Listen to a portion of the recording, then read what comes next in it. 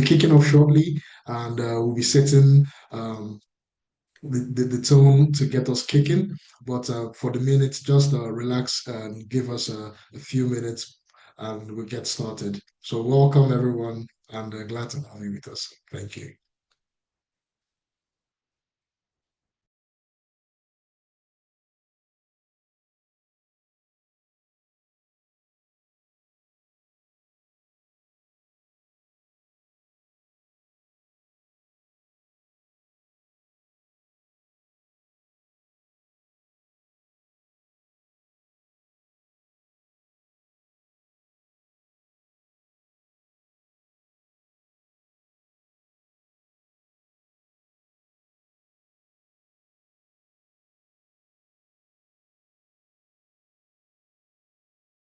African market.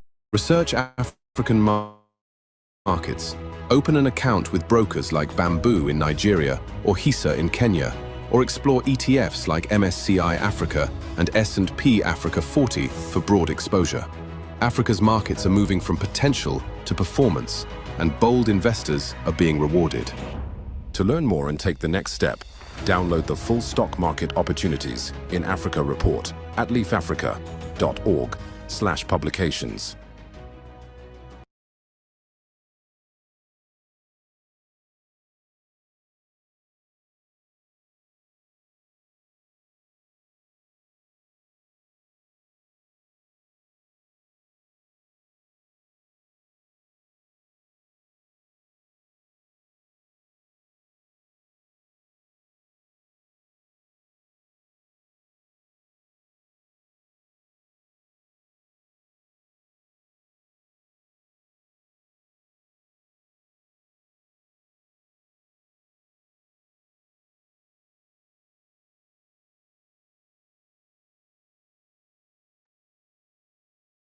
Hello everyone, welcome back.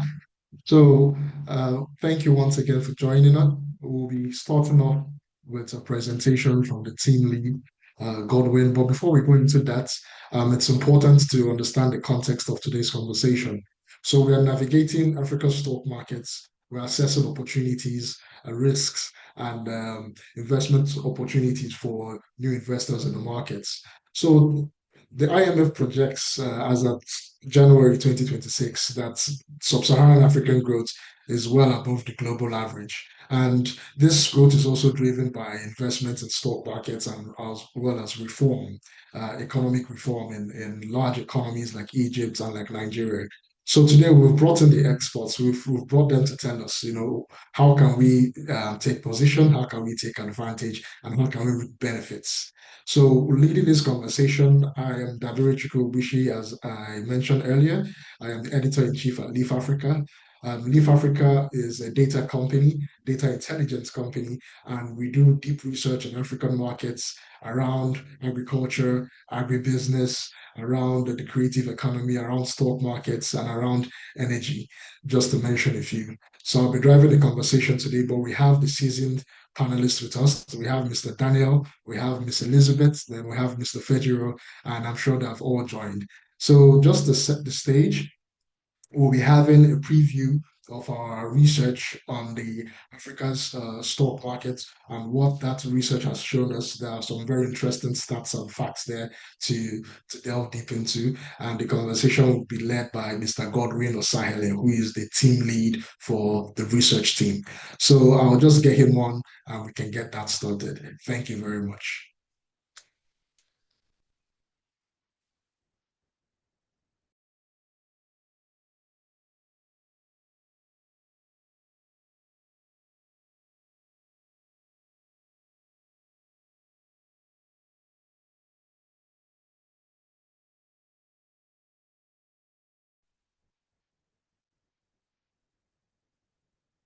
And then Godwin,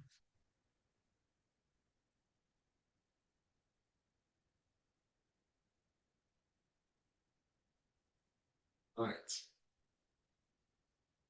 just coming in. So just as we await the presentation, some some stats to throw out there just to keep us anticipating.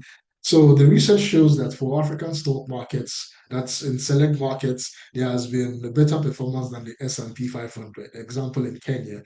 We also see that there is also the deepening of the products available for retail investors. So it's not just the nominal stocks now. We now have ETFs, we have corporate bonds, we have Sukuk. So we see that there is an expansion of these products now. And now, investors have a wide variety of products to choose from when they want to come into these markets. So it's not just linear, and there's progress is being made. Another thing to note out there is as growth is also moving, and Africa's population is increasing with a median age of 19, that there will be more consumer-led growth, and Africa presents multiple opportunities for investors willing to take reasonable risk and reap benefits. So the stock market report is going to show how the African stock markets have been growing, which ones are the leaders, and where there are growth opportunities, short term, medium term, and long term. So that's just a snapshot of what you're going to see.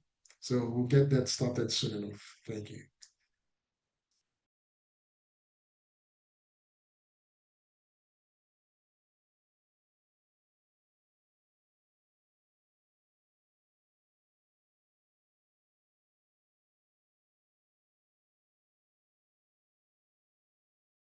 All right. Good afternoon. Good evening, everyone. Good evening, Evening, everyone. Can you Godwin. confirm you can hear me? Yes, a bit faint, but I can hear you. Perhaps you might All right. want to raise the voice a bit louder. Yeah. Is it better now? No, still the same. Still the same. Um, I'm trying to just kindly let me know when it's better. Okay. How about now? A bit better. A bit better. You can speak again. Let me confirm. How about now? A bit better. A bit better. All right. All right. Thank you very much. So I'm going to start with doing a brief highlight of what this particular report is about.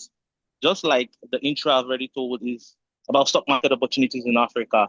And as we all know, Africa is projected to grow at rates, right? Growth rates that is above developed markets, given that we are developing, right? We're supposed to grow at rates above developed markets. And if we are going to grow at those rates above the developed markets, we then need as Africans to position ourselves to take advantage of these opportunities, right? And one of the advantages we can take is firstly in the markets. Now, for example, let's say Africa is to grow by, say, 10% for the next 5 years. What that means or what that implies is that the businesses in that particular sector or in that particular continent are supposed to grow by more than a great amount, say 50%. Now, the essence is that these businesses are going to grow. Population is going to, push these businesses to grow. And when these businesses grow, shareholders are going to benefit from this growth in the business. Now, shareholders benefit from this growth in the business simply means that the those that have bought into the business, right, are going to benefit. That brings about what the stock market is about, right? The stock market is just basically a big market where we trade businesses rather than the typical shoes and bags, the commodities, the this and that. So basically, the market for trading business, right? And when you trade business, you get a portion, right? A portion of a particular business. So let's say you want to buy a business now. So you buy a portion. That portion is called shares, right? Or the shares market or the stock market. So you buy shares from that business. Now you buying shares from that business, it means that you are betting that that business is going to grow, say in the next 5 to 10 years, like I've said. You are betting that that business is going to grow in terms of profitability, and that particular profitability going to then be shared to you as a shareholder. Now, the amount or the portion of that particular business you buy from the particular from the stock market is what you get. So let's say you buy 95%, right? So you are going to be getting 95% of what that business. So basically, I try to give this particular overview so people understand what the stock market is, to understand that it's not really different from the typical market. Just that we are trading business in this particular market. We are not trading bags and shoes. We are trading actual business. While the stock market is a publicly traded market, meaning that private companies, right, are not traded in the stock market. So now let's do a quick overview of what the report is about in terms of content. So we'll be starting with section 1, which is about why consider Africa. And I think I've already explained why we should consider Africa. Africa has one of the robust economic growth. You see, country like Kenya growing at around 6%, Nigeria growing at around, on average, around 4%. So all that simply means is that the economy is going to grow, and a growing economy simply translates to a growing businesses. So what you should do in a growing economy is to invest in businesses that are going to grow, so you benefit from that business growth. And section 2 is basically highlighting potential sectors in Africa's financial markets, right? Basically, the energy sector, the agricultural sector. For example, the energy sector, there is this new news or the new headline around the energy sector where the Dangote refinery is coming or going to issue an IPO, and basically buying into that is you betting at the future profitability of Dangote as a company, right? So section 2, let's talk about another industry, which is agriculture and agribusiness. So agriculture, we have so many of those agricultural businesses that are being traded in the stock market. For example, in Nigeria, we have the likes of Okomu, we have the likes of Presco and Ella Lake. So if you believe in the agricultural sector in Africa, you believe that this Africa are going to grow, then you look at stocks trading in this various African market, like I've given. One of them is Presco. We have businesses in Ghana, Nigeria. Okomu, we have businesses in Nigeria. So if you believe in all of these companies and you believe in the future profitability in them, then one should, invest in such companies. The infrastructure and urban development. So companies that are trading like Julius Berger are currently trading. So if you believe in these businesses, then you should, invest in them. So we also have consumer goods like Dangote Cement and also healthcare and pharmaceutical like the Mercure and the likes of it. Going down to section 3, it's talking about short-term and long-term opportunities. So in the trading in stock market investing, right, we have to look at the duration. Are you basically investing short-term or are you investing long-term? If you're investing short-term, then there are strategies surrounding that. However, if you're investing long-term, there are also strategies surrounding that. And this particular report is going to teach you about basically some strategies. Again, the caveat here is that whatever I'm saying now is not investment advice. It's just basically for educational purposes, right? So short-term and long-term opportunities are just basically to show you what stocks to buy for short-term or what stocks to buy for long-term, or what kind of an investor are you? Are you a short-term trader or a short-term investor or a long-term investor? This particular report is going to expose you to those opportunities and strategies as well. For section 4, talking about key markets and stock exchanges to watch. Just like the preview, the introductory preview, I've spoken about South Africa, the Nigerian exchange markets. We have the Kenya, we have the Egypt, we have the Morocco. We have other frontiers markets like Rwanda, Ghana, Cote d'Ivoire. And one thing you asked me, why should I, invest in African markets? And between January and September, we saw that the Malawi exchange returned over 206%.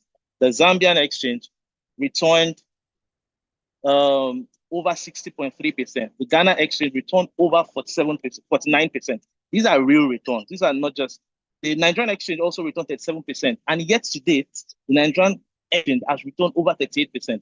What this means is that on average, if you invest in all the businesses in this particular exchange on average, you'll be getting, for example, Malawi exchange, you'll be getting 206%. Now, you are investing in these businesses and they're giving you these percentages. So for section 5, we're talking about the key investment strategies for novice investors, right? The investment strategies such as the dollar cost averaging, diversification across sectors and regions, diversification through ETFs. So all of these are things you would learn when you go deep dive in the report, right? Or during the course of this webinar, as well as tax consideration for investors in Africa. You have to also consider this tax consideration. You remember in Nigeria, there was a tax law that actually affected the markets in a way. Now, the question you ask, for every opportunity or for every return profile, you have to also look at the risk. We have spoken about the returns, how good the African market is, given that population is going to grow, right?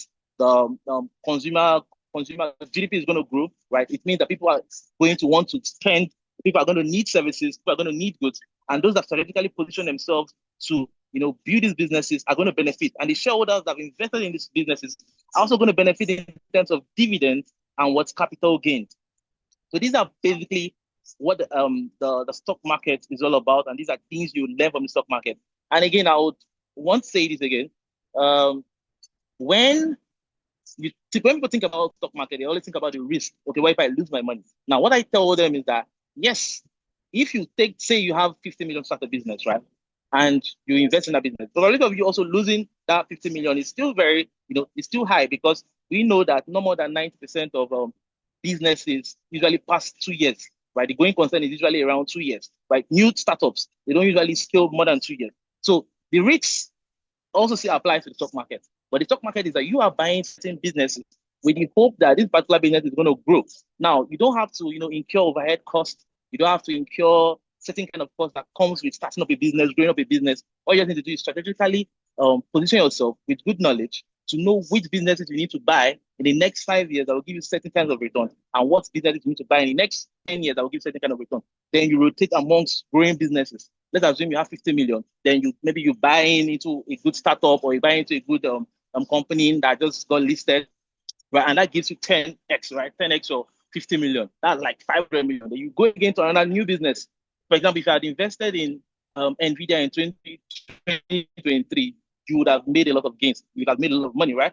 And also, if you had invested, let's come in local. If you had invested in a company called Better Class, Vita Foam, Nicure, NACO, right? You would have gotten close to a 10x, that's 1,000% from your initial capital or your initial cost. So you could see that you can actually use that money to build a business, or you can actually use that money to buy a share or a portion of that business you are looking to invest in. So that is what the stock market is all about.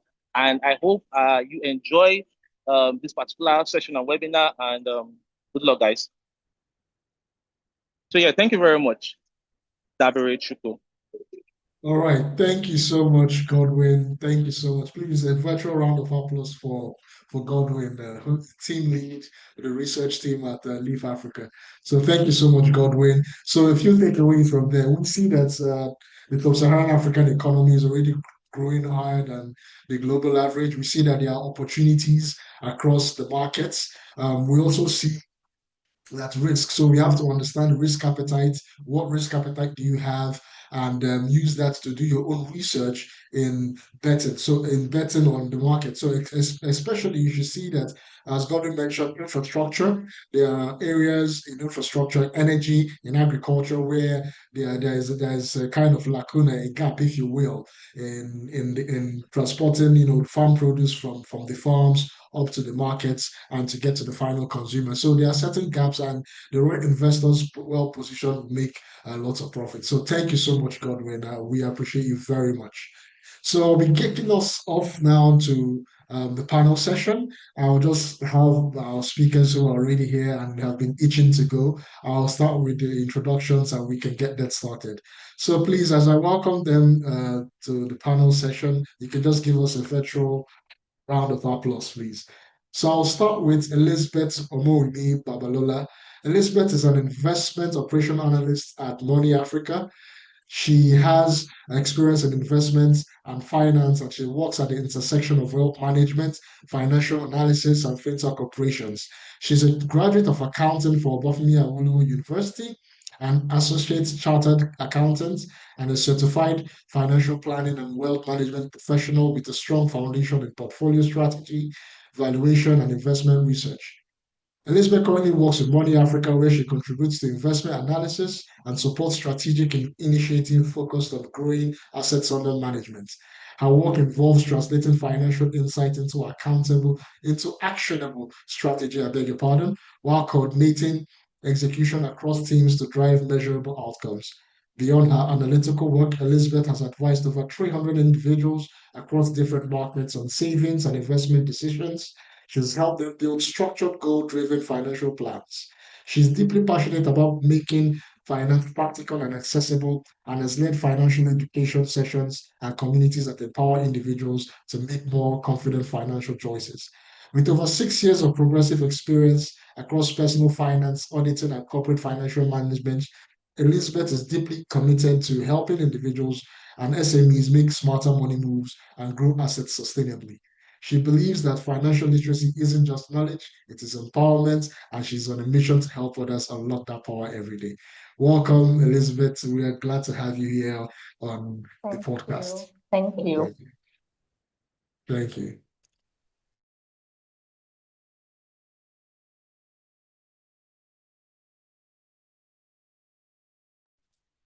Daniel Mobalaji is a senior research analyst at Bamboo, where he sits within the COO's office and leads equity research across Nigerian and US markets.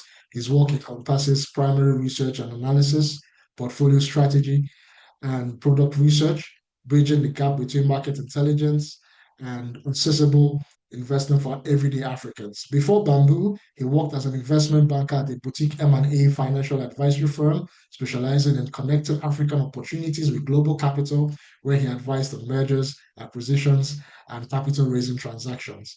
Daniel holds an information management degree from Babcock University in Nigeria, where he graduated as the best in his class. He has actively researched African and global equity market for over 7 years, with a particular interest in how capital markets can drive long-term wealth creation across the continent. Daniel, it's a pleasure to have you with us on the webinar today. Welcome. Thank you so much for having me. It's a pleasure to be here. Thank you. So we go over to Mr. Iyeke Fejiro Emmanuel.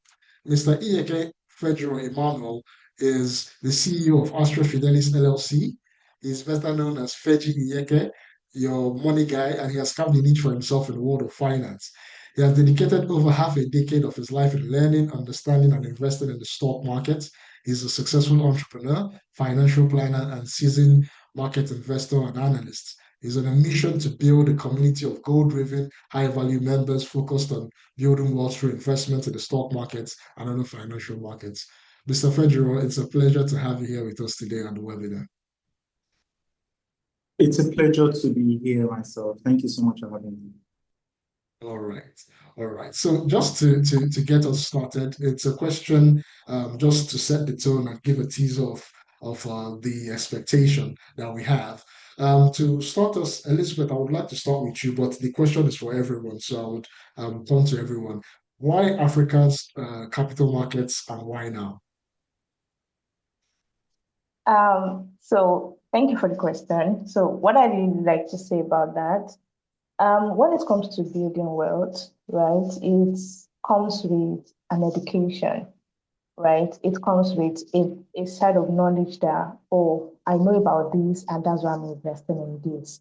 So what we have seen over time is people understand more about the international market. And now, from 2024, we have seen another wave of more retail investors, more educators, financial educators, teaching people about the markets, right? We have companies like our own Money Africa. We have the likes of Nairametrics. We have a lot of companies talking about it now. So if there's a reason why there is or more information about the African market, why is it now? It's because people are getting to know more about it. Yeah, I would just say that. All right. Thank you so much, Elizabeth. Thank you. So for you, Daniel, same question. Why African capital markets? Why now? Why not tomorrow? Okay, thank you. That's a very interesting question. So when you speak about the African capital markets, I mean, prior to maybe like recent years, it can be caveats, right? So, even within Bamboo, you would hear that, oh, the returns are not, beating inflation, access is very difficult. The markets are quite opaque, so you don't really understand what's going on compared to like the US markets where you have so much information. But right now, that is starting to change. So number one, the returns are real.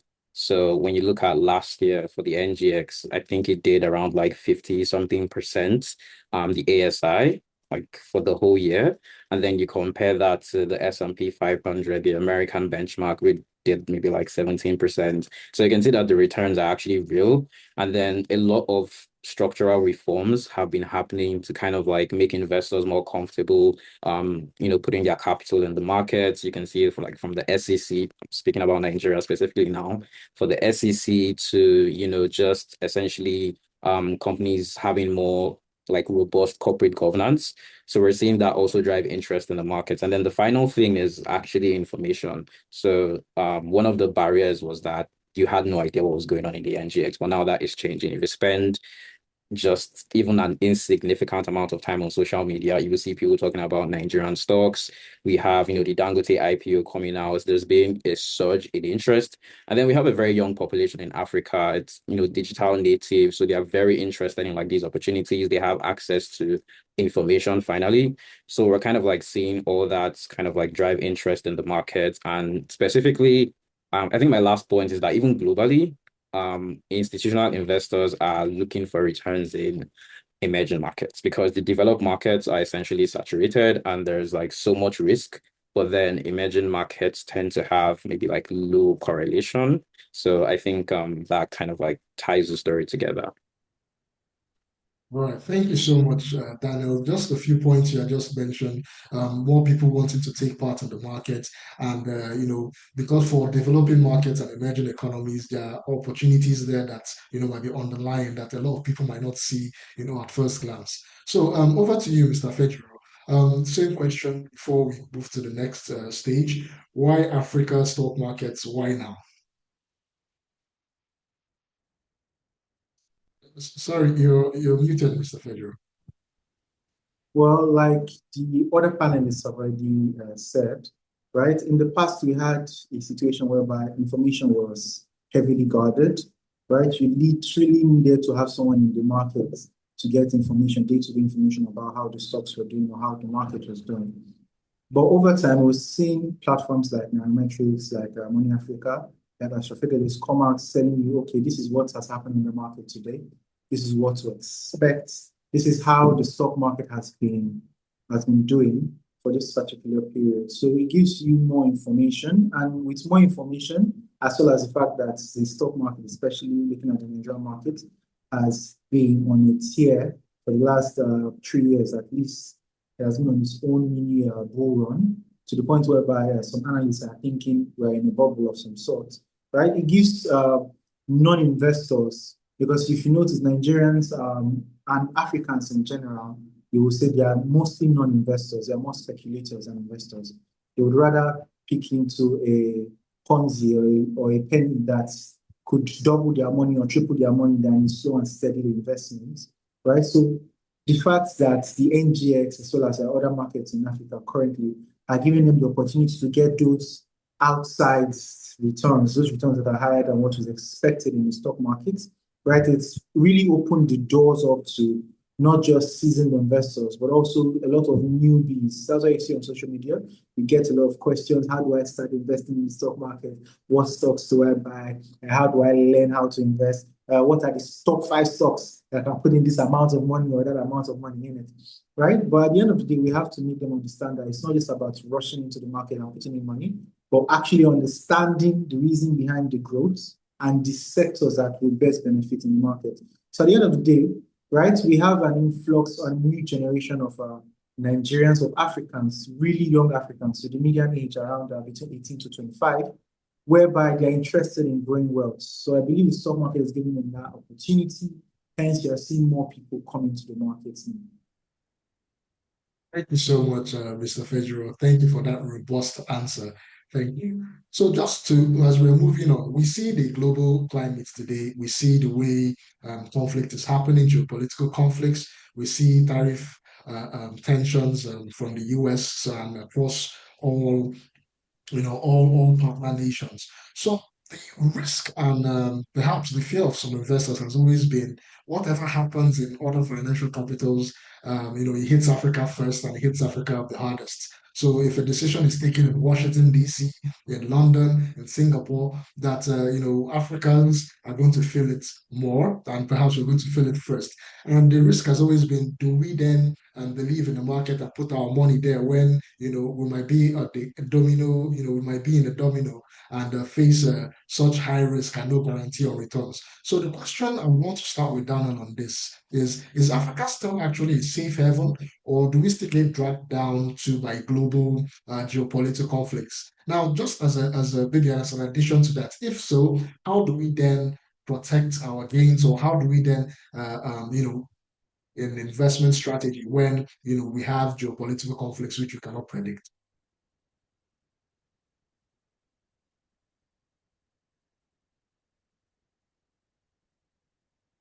Hello, Daniel, can you hear me?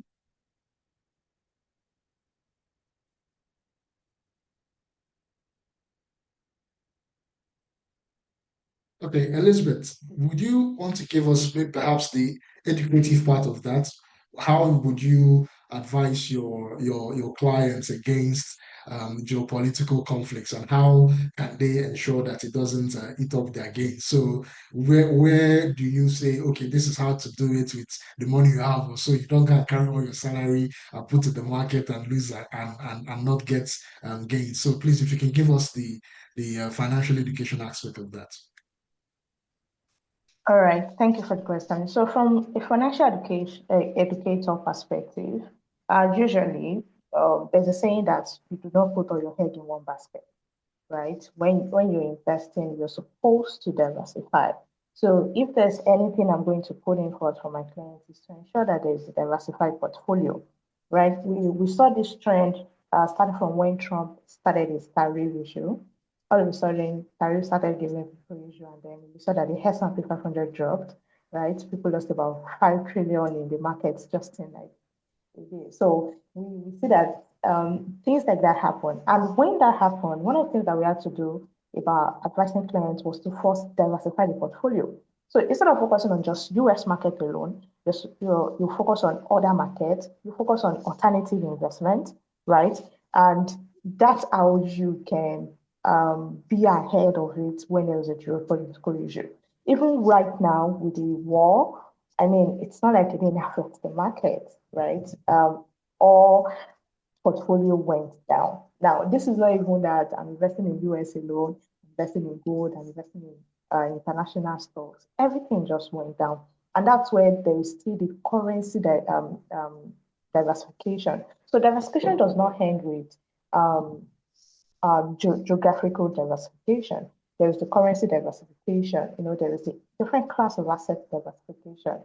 So from the financial educator perspective, it would be that get your portfolio diversified, right? Don't put on your egg in one basket. Don't focus on one currency. Don't focus on one geographical location. Don't focus on one asset. Yeah, that's it. Thank you so much, Elizabeth. Don't focus on one currency, don't focus on one geographical location.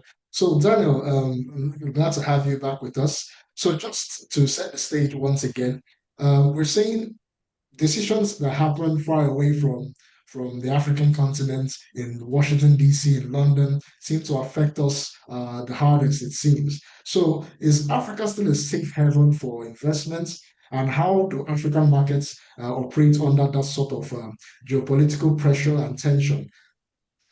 Okay, thank you so much. Sorry for I had some issues with my internet.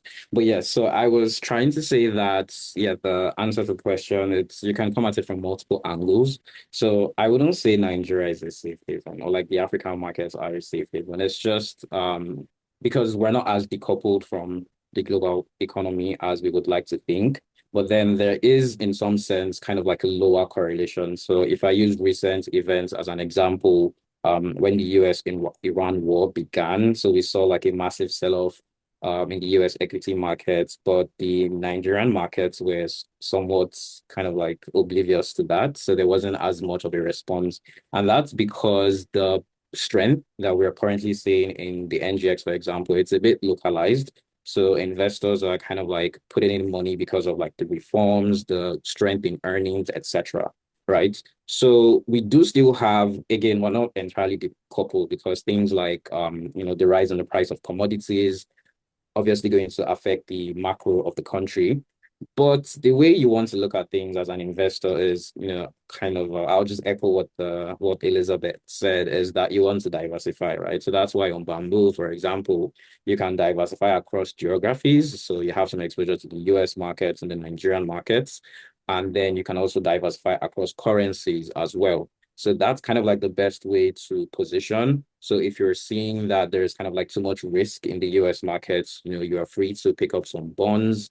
On the Nigerian markets, you can pick up some Nigerian stocks. Again, you just want to always keep in mind kind of how money is flowing and adjust your portfolio accordingly. So even the most, especially the most kind of like intelligent investors, nobody is doing passive investing these days. Like you really have to be actively hedging your risks and kind of like seeing what that looks like in your portfolio. So Nigeria is not so much a safe haven, or the African markets are not so much a safe haven. We just have a lower correlation than maybe some other equity markets would have. And that is actually really good because it shows that the participation in the market, it's local. You know, when we had a lot of foreign investors in the market, for example, something like this. So when the war started, you know, bonds sold off because a lot of investors take their money out of Nigerian bonds and go to the real safe haven, which is the US dollar, right? So that affects our FDI, our dollar reserves, etc. But in the equity markets, we don't have as much foreign participation as we used to have. So that's why when there's like a risk event like this, the equity markets are not selling off as crazily because it's more of local participation and they have a different rationale for, you know, investing. So they are not as scared when these geopolitical events kind of flare. Thank you so much, Daniel. Thank you so much. So, echoing some of the thoughts of Elizabeth as well, diversifying the portfolio, not sticking to one currency, not sticking to one geographical location. So, I'm just going to move the conversation to the local economy perspective. Mr. Peji, are you with us? Okay, so he'll be joining probably. It's okay, Yeah, I can hear you. yes, yes. Oh, good, fantastic. So we're moving the discussion locally now. We're looking at the Nigerian economy, and we say since the currency reforms, the naira had lost at least in 2024 from Q1 to about Q3, had lost over 50% of its value. And we see that the Nigerian stock market gained 19% in 2024. So the question is, with the rising inflation and the currency pressure, how can we protect our returns within the local market? Well, the good thing about the present administration is that they've really put in policies that has been geared towards, yes, there have been inflation, but there have been policies whereby the policies are geared towards reducing the current state of inflation as well as boosting productivity, boosting industrialization of different sectors. And that has directly correlated with a bull market because if the industries and the sectors are better organized with better policies and are more strategically placed for growth, individual companies that make up those sectors tend to do really well from there, right? So due to that, we've seen a resurgence of the stock market in the last few years, whereby, yes, the inflation has been really high, although if you look at the official numbers, the inflation ratings has actually dropped from around 29% to now around 14-15% currently, right? So we've seen a situation whereby inflation has slowed down drastically, and we can actually see, apart from currently whereby there's issues with the Strait of Hormuz, right? And the fuel price has gone back up. Before that, we're buying fuel at less than 900, around 800. Yes, you cannot compare it to the days of the fuel subsidy, but we've seen considerable changes, right? And at the same time, the stock market has been there giving us really good gains. So if you're looking for ways to hedge yourself away from inflation, the best route has always been, well, not always, but it's currently the stock market in the sense that you don't even have to buy these individual stocks. Just going into equity funds.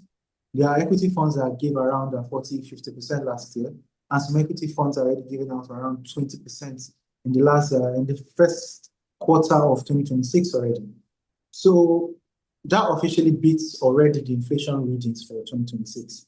So in Nigeria currently, the stock market gives investors an opportunity to get those really good outsized returns that would be next to impossible in other markets. But even without the Nigerian stock market, right, there are also other opportunities out there. There's the NIGF that gives you opportunities to invest in bonds and get 20% returns. And that is still currently above the inflation rate, right? So even out of the Nigerian, okay, we're talking locally, so let's not go and talk about the US markets. because in the US market, there are also opportunities out there that could actually give us ways in which we could grow our money faster than inflation. So I believe that the opportunities are out there. Like our other panelists have said before, you just have to be in tuned, one. Two, smart enough to recognize these opportunities and put your ears to the ground. So there's, like he said, also there's nothing like a passive investor right now. You have to be active so that you are listening to the news and you can deduce what the news is actually saying for your investments. With that, you can actually make a lot of money investing both at home and abroad. You so much. Thank you so much, Mr. Federer. There is no passive investor again. We have to open our ears, open our eyes, get the information and act on it. Thank you so much. So, Daniel, I would want to come back to you for a minute now. We look at from a macro perspective, we're moving now from local to a more regional outlook. And we look at from a macro perspective, about 12 of the top 20 fastest growing economies are in Africa. And the opportunities in this market, but they might not be even, they might be uneven. So we're looking at how, to what extent does a fast economic growth translate to credible stock market opportunity? Okay. I think that's a very interesting question. Okay, so here's how I would answer that question. To what extent? It depends on if we're actually seeing some essentially structural reforms that are happening, right? So for global investors, just investing generally, um, the the bulk of the returns that you actually see when you buy a stock exist in the macro. So by the macro, I mean the broader economy. So what's happening in the broader economy, right? So being a fast-growing economy is obviously nice, right? But you need to also make sure that in terms of inflation, you're keeping those numbers under control. FDI is increasing, so that's foreign direct investment. Even for the way the market functions as a whole, it allows for investors, especially global investors, to participate. So you're breaking down any kind of like structural barriers. So let me give an example. Going into the year, the Saudi Arabian stock exchange said they were going to be opening up to more like foreign investors, right? And a lot of people were cheering that on. But the real global big institutional investors were saying something like, oh, there's still a cap as to how much a foreign investor can own in a stock. And that's going to hinder those flows that you want into the stock market, right? So that's an example of like some structural issues that we see. And that's why we see that the SEC has been doing a lot in terms of like corporate governance and trying to make everybody kind of like be above board, because that is essentially what is going to encourage people to want to put money. And then a fast-growing economy is one thing, but like an actual kind of like, how do I put it, like the what the economy looks like for the average person has to also tally. So that's kind of like one issue that we see with Nigeria. Yes, the fast-growing economy, and yes, inflation has come down, right?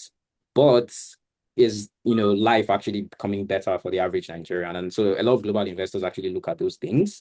So it's not just about the headline number. And I guess when you look at Q1 2026 for Nigeria, for example, you would say that we expected inflation to come down more. It's now 15%. That's good. But then, now energy costs are going to be going into the mix. Now, the stock market is still a bit disconnected from that, right? It did like what, 30 something percent in Q1. But then the actual underlying macro picture is that improving. So a fast-growing economy draws attention, but to actually draw money into the economy, the underlying macro has to be improving, and then the market itself needs to be structured in a way that allows, capital flows to come in. A very like random statistics. So I think I saw that for the entirety of 2025, NGX volumes were like 5 trillion naira or something. So let's say like $4 billion. Um, the Johannesburg Stock Exchange does like $1.25 billion daily. So it's like that's such a wide gap. And there's a lot of like structural reasons as to why capital doesn't flow in the NGX as much as it would do like in the Johannesburg Stock Exchange. So fixing those things gives investors the signal that, okay, you guys are actually ready to receive my money.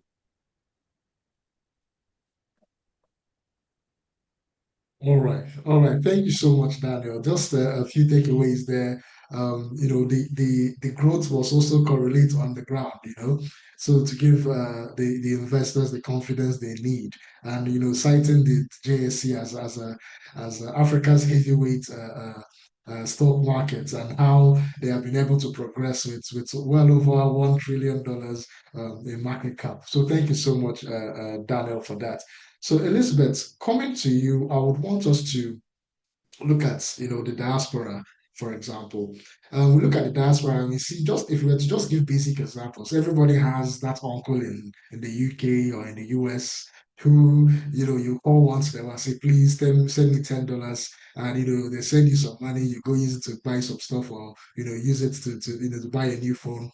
We are seeing a remittance grow across Africa. We're seeing that well close to $100 billion as of 2024. So we're thinking, is it going to get to a level where we begin to see Africans send money back home, or rather do that themselves, invest in the African stock markets or African public markets generally? Could this be a source of meaningful capital in the future, you think? All right, so from my experience with speaking with clients one-on-one, right, between 2025 to now, I've spoken to like 300 people one-on-one. So most of the time, some of them are in diaspora. And one thing we notice is they are interested in the market, right? They're interested in the African market. I want to invest in the Nigerian stock market. I can see what is happening on Instagram, many creators talking about the profit, talking about the return. So they are interested. There is an interest, right? But one barrier that we have seen is that currency devaluation. When you convert, when you have to, you're living abroad and you have pounds and you want to convert it to naira to invest in Nigerian stock market. Now, the inflation is just one figure. Our inflation is two figure. So by the time you are getting back your return and then you're converting back to the currency that you have, I mean, that's like a lot of loss. So we don't, that has been the limitation with investing in African markets. Now, there is an interest, right? So I believe that as the currency gets better, as we see more appreciation, like the naira getting more appreciation, getting better, people are interested. I mean, based from my experience, from my data points of who I've interacted with, there's an interest. But the only limitation now is that currency, because how can I change from pounds to naira? And when I change from pounds to naira, by the time I want to convert back to pounds, I mean, that's a loss. So it's not advisable. So I think that has been the limitation. Another thing I see, the alternative that people are now doing is some people in diaspora, they just find a way to just earn in naira. I don't know how they do that. They are there and they're still earning in naira. So what they do is that the income from their naira, the naira they get from their work, yeah, so they use it to invest in the market. So that has been the scenario that I see from my interaction with clients. All right. Thank you so much, Elizabeth. Thank you for that. Just staying on that line of conversation, Mr. Federo, we see, just to set the stage as an example, there's a story of a guy who told his uncle to to invest in, for example, Bitcoin, and says, "Oh, uncle, give me $1,000. I put it for you in Bitcoin."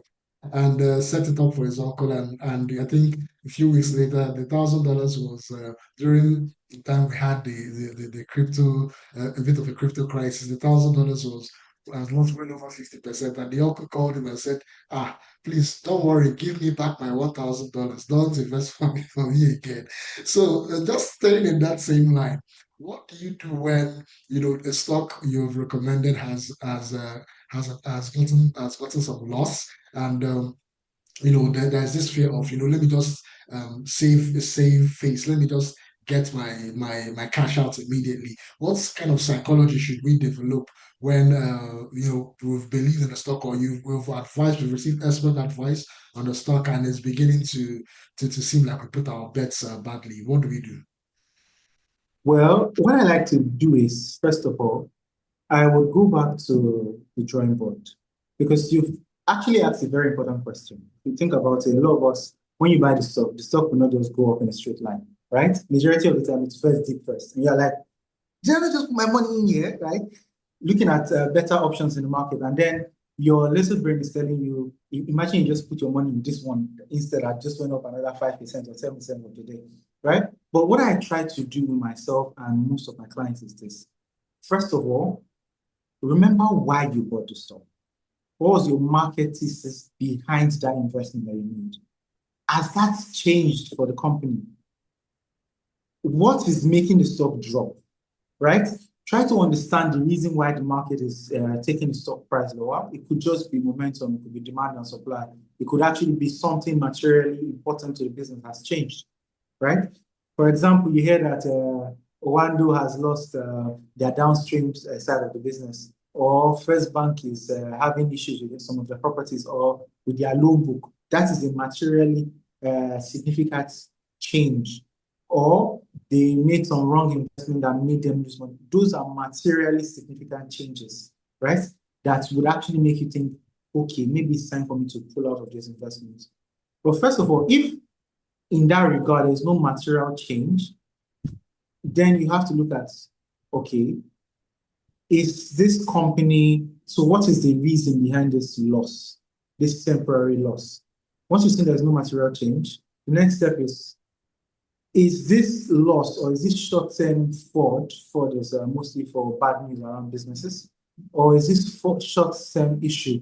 Is this something that is going to be have a long-term impact on the business? Or is this something that is just going to be here for now and over time is going to disappear like most of other short-term issues with companies? Is this something that can be fixed easily? Or is this something that would affect the business on its own? Now, if it is something that can be fixed easily, most times I see it as a buying opportunity.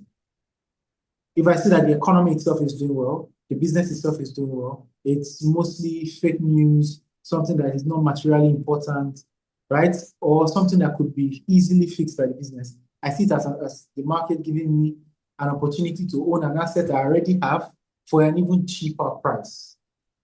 So in those opportunities, I tend to buy more of the stock. If I have free powder, free cash available, free gunpowder, looking to deploy capital into the market, yes, I will do that.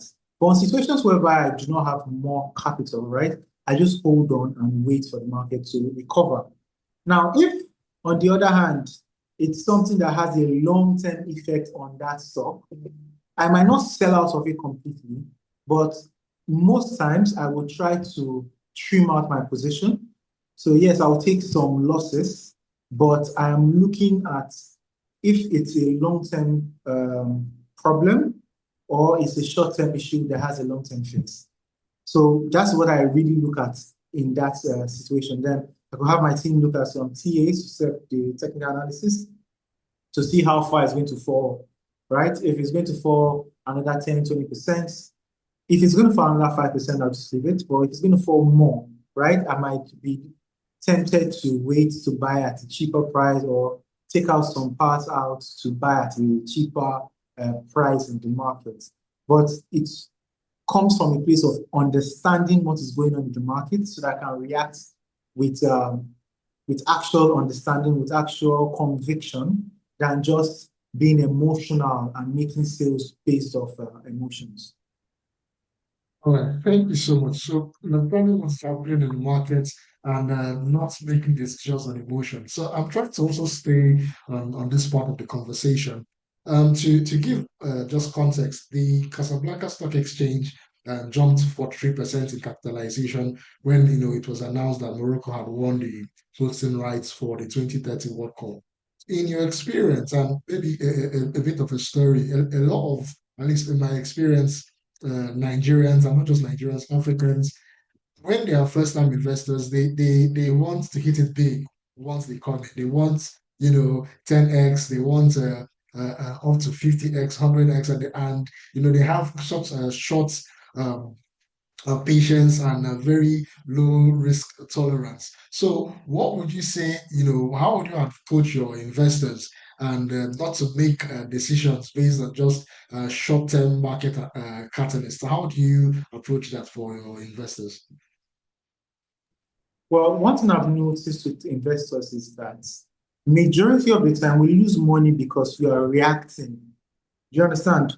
When you try to react to every market news, you end up becoming exit liquidity for smart investors that bought into the dream long before it happened.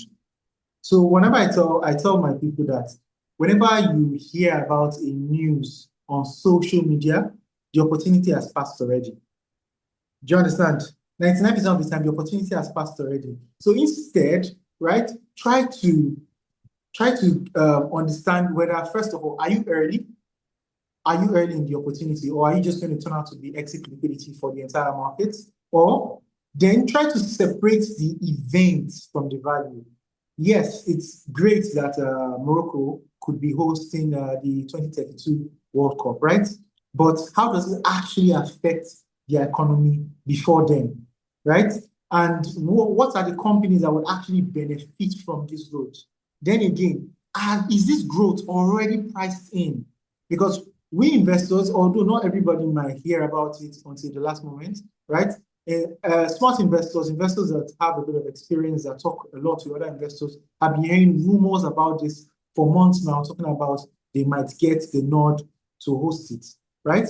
So those investors already what? They already made their bets already. They already priced in this growth and looked at the companies that are best to benefit from it. So majority of the time, when you are hearing it when the event has been announced already, you're coming in late. Except you're coming into a market whereby the market is still underutilized and people are not really investing in the market. The opportunity has gone already. So look at the entry prices, look at the information about the market, and look at the growth for the last few months to see whether this is still a good entry price for me to enter, or it's already past getting into the market. And most time you see that, you've passed that time already for getting into the market, right? So, and majority of the time, you just have like 1 or 2 weeks more of growth before the market starts to get its own dip, and then you see prices correcting to their actual nominal value. So it's always advisable to avoid rushing in when there's a lot of FOMO, because at the end of the day, you turn out to be exit liquidity, not the smart investor that you are hoping to become. Thank you so much, Mr. Fedro, for that. So just a nugget from that. If you hate on social media, it's probably too late. So thank you so much for that. That to come to you for this part of the conversation. For a lot of novel investors, the S&P Africa 40 is usually the first step that these novel investors are advised to try their hands out in. So just if you can give us, for most of us who might not have heard of African ETF, would you just give us what is an ETF in your own definitions and your terminology, and how can someone take advantage and participate in that?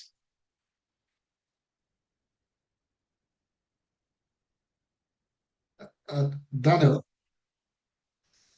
Okay, apologies. Yes, an ETF, it's just one of a very fundamental assets for equity investors to actually gain exposure to like different sectors of the economy and different themes. So an ETF stands for an exchange traded fund. So you can think about it as a basket of stocks. So instead of buying stocks individually, you would buy, let's say, a basket that has a bunch of names inside. So let's say you don't know what I don't know, maybe you don't know what consumer goods stock to buy. So instead you buy an ETF that has maybe like 20% of it inside Cadbury, another 10% inside maybe UAC, and so on and so on. So that helps you to diversify your risk. You don't have to kind of dive into every company one by one and know what's going on. You just gain exposure to number one, a broader asset class. It can be like the entire market. So for the US, the benchmark ETF there is, the S&P 500. It has the 500 largest companies in the United States. So it is essentially a proxy for the US economy. So ETFs typically help investors to, once again, diversify risks. And typically they're a bit more liquid, like in a functioning market. An ETF is a bit more liquid. So if you have an individual stock, maybe you cannot make a large position, or when you want to sell, your order is trapped because it's not just as liquid. But an ETF typically is a more liquid and a more safe way. It's also very cheap to get exposure to, certain things. So in developed markets like the US, for example, you have ETFs for literally everything. If you want to do real estate, if you want to do technology, semiconductors, memory, you want to do it doesn't, whatever idea you have in your mind, there's an ETF for it. So essentially it's a way to just help investors to gain exposure to a broader asset class without having to, do the hard work of stock picking. All right, thank you so much, Daniel. Just I want to stay on that line of conversation because we're talking about first-time investors here, and at times, of course, there's this tendency to kind of over-research to ensure you don't make any mistakes. They want everything to be perfect from day one. And if you look at the macro level, not just Nigeria but other parts of Africa as well, there is a lack of access to electricity. And with rising energy demand and industrialization efforts going on across Africa, how would you rate listed energy names for investors who are willing to hold through the long development cycle? Some infrastructure projects might take at least more than a decade, some even much, much more than that. So, how would you talk to someone, not just a novel investor, but also an experienced investor who might be looking to find opportunities in the African energy and electricity markets? Okay, so that's kind of it depends on, like you said, who the investor is, because like you said, it's a very long term kind of thing. And it also has a lot of like risks. So generally when you talk about like investing, you're honestly just managing risk, right? And that's what Felix was trying to speak to us to. You really, really need to understand what you're investing in, what makes this a viable investment. So of course there is a lot of opportunity in the energy market. In fact, we're seeing a lot of foreign institutional capital from like DFIs. They're bringing in capital to develop our renewable energy, build out the grid, etc. Right, but you have to understand that it is a long-term investment, and it has kind of like a lot of so if you use like the Nigerian market, for example, now our electricity crisis is not going to be an easily solved problem, right? So it's not. They tried to do it where private capital, I think they privatized a bunch of the distributors and the gencos and whatever, and now it's like a hot mess, right? So maybe just to kind of further illustrate, one of the issues we're having is that, let's say the distributors are not generating as much electricity, or sorry, the gencos are not generating as much electricity because they are not getting paid from the distributors. Distributors say that we're not collecting as much revenue from the end user. People are cutting their meter, like a lot of things are going on there, right? So these are the things that investor needs to understand on a granular level, right? So like how does this investment make money? How does the company operate on the ground? Are there political risks? Are there economic risks? The people that the end user, can they actually afford, this thing? And that's kind of like a mistake that a lot of people make when they want to invest in Africa. They kind of forget that people are like not very rich. So it kind of affects kind of like demand and supply for certain things. So you need to really understand like from end to end, right? How does this thing actually work? So when I did investment banking, for example, we have to model out businesses and you break it down, you literally break down the revenue on a very granular level. You outline all the risks. What is the P times Q? How does this make money and what are those risks? And you model those things in. So I think it is an investment that would benefit a very informed investor, right? That really understands that this is a long-term view. This is kind of like a long-term investment, and there are certain risks. And if you can manage those risks and truly understand it on a deeper level, it would give you the confidence and the conviction you need to hold through periods of volatility. so much, Daniel. The conviction and the confidence we need to go through longer periods of volatility, because of course this are long-term arcs, and you need to have patience if you want to get the win there. So thank you so much. So moving the conversation over to you, Elizabeth. Trying to talk about, we're talking about investment strategy, and we see if we're having this conversation 40 years ago, and someone wanted to invest, someone probably say, "Oh, go get a stockbroker."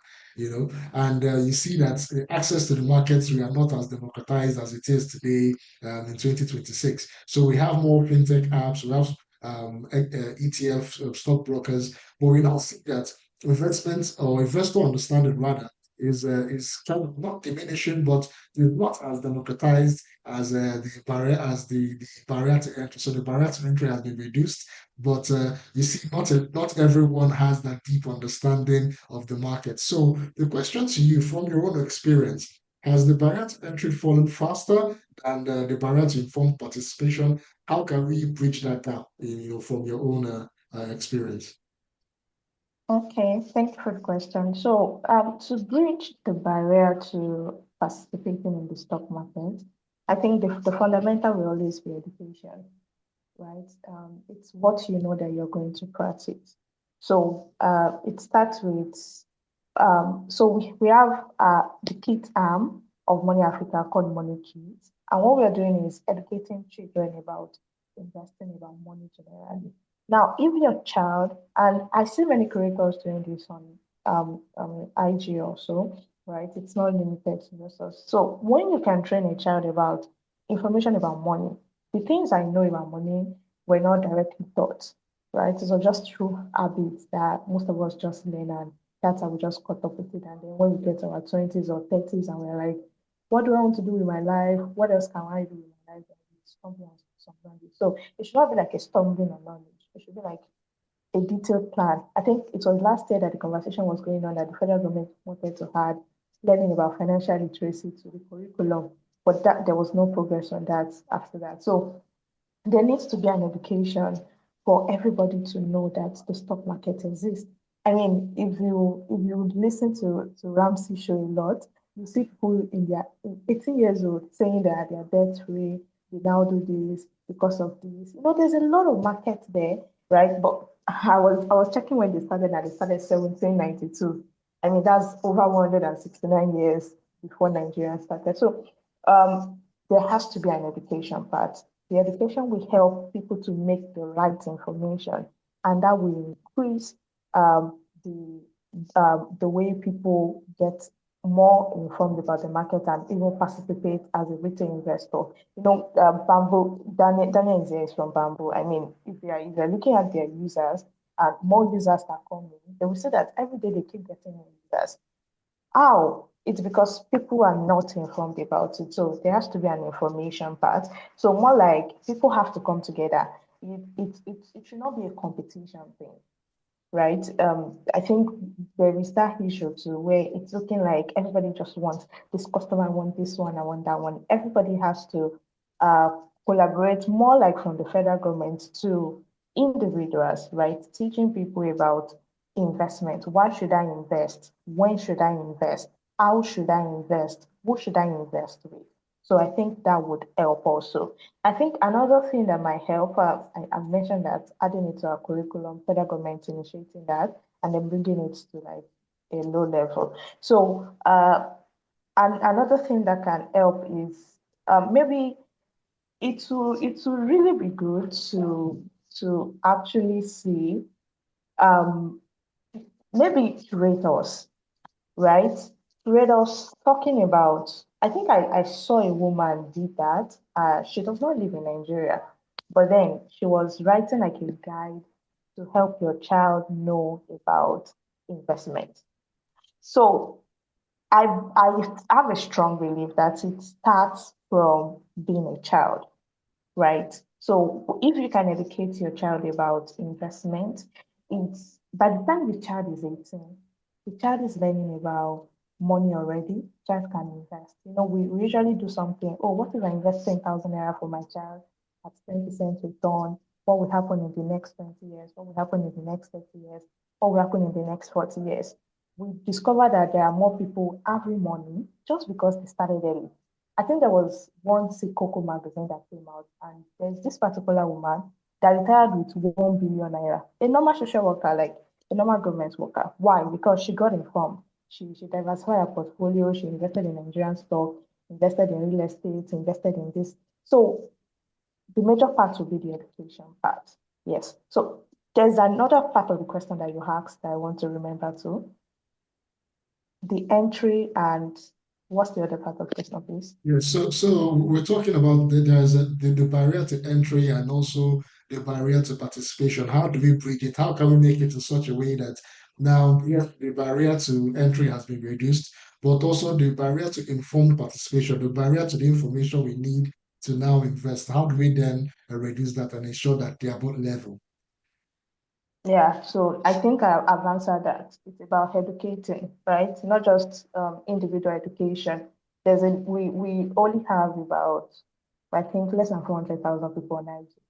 And now IG is even down, right? So we have to create other means to help people learn about money, right? So imagine it's just us that is creating information about money. I mean, that will reduce barrier to entry. So many people from the federal government has to come up with plans to educate right from kids, right? That would be the best thing because they will say children are the future of tomorrow. So that would be like the best.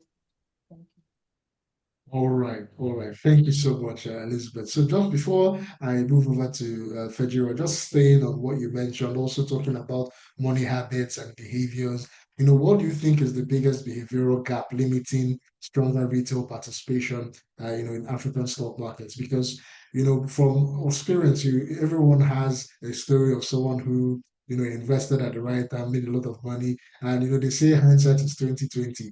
So we always say, oh, that we are discussing this opportunity. We wanted to invest. We got scared, and we didn't move on with it. We know someone who made a lot of profit on the market and bought a stock we kind of passed up on. So what would you say is the biggest behavioral gap for Africans limiting and Nigerians as well, limiting the stronger retail participation in the stock market? Um, I think I would say fear, right? Whenever I'm speaking to people and they're like, what will happen to my money? Okay, so if I invest, if you mention Bitcoin for some people now, they will tell you, please don't even add it to my portfolio. I don't even want to hear about it. So people have a fear of what if I lose all my money, right? But those structures like the securities and exchange commission has been put in place that gives people an assurance that, okay, this particular company is SEC approved, right? And NDIC insurance. I mean, this is for Daniel. Now, whenever I'm telling people, okay, go and use bamboo to invest. So what if bamboo packs up today? I mean, that's like the question I get most of the time when I say, okay, go ahead and use bamboo to start your investment structure. Right? They will say, oh, what is the pack up? Then I will now have to open the website. I'll be marketing for you. Just saying. So I will now have to open the website to show them that, oh, there's an NDIC insurance, $500,000. So there is that fear that does not allow people to invest, right? So I think fear is a major one. And also from my experience, people want quick money, right? They want, oh, I just want to make this money. How can I make this money in like 5 years? I'm telling you that you cannot invest in the stock market. You need the money next year. But you want to go and put all your money in the stock market. How? Like, that's not a good way to like use your money or structure your money. So there has to be that um appetite or they want quick money, right? But they're not willing to take higher risk. So, and that does not correlate, higher risk means higher return. So people have to also understand their risk appetite. Oh, based on my risk appetite, what am I supposed to invest in? What am I supposed to, where am I supposed to put my money? Oh, okay. So if I cannot invest in stock, I mean, I can be saying it over and again for your clients. Please don't invest in the stock market. If you're not a trader, right? You're a long-term investor. There's a difference between a trader and a long-term investor, but they want to be a trader. So there is that gap also that risk appetite is different from the return that they want. So have to balance that also. So I think that's it. Thank you so much, Elizabeth. I mean, I was as you were talking, I just remembered the story of our uncles and our aunties that you want to teach them about investing. You say, "Oh, see how much I'm making on the NGX," and they say, "You know what? Take my money and go and invest for me." And you do that for them, and they say, "Where is my 500,000 now? 320,000. Give me the 500,000. I don't want, I don't want to invest again." So all these, it's important to educate the population and teach them that it's a long term thing. It's not quick wins, and it takes time to make these gains.